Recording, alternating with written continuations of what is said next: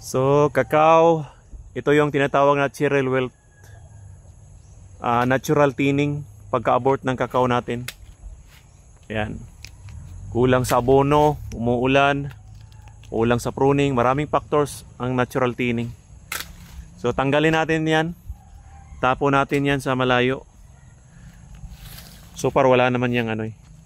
So, pwede natin ibaon, pwede sunugin. Baka makasira pa ng iba. Tapos ito, tinatanggal oh. Ito guys, mga ganito. Ayan, tatanggalin natin. Isa-isa. So, makinis siya kasi spray siya eh. Hindi po ito balot. Ayan, marami oh.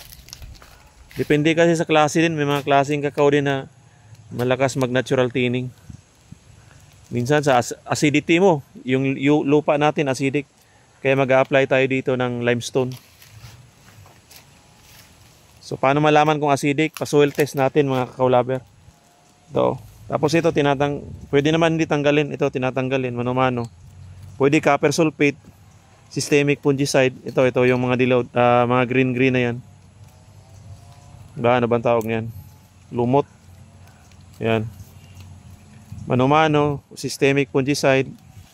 Sa akin, pinapabayaan ko lang yan eh. Kasi nagagrap ako dito sa kabila oh. Ng panibagong clone.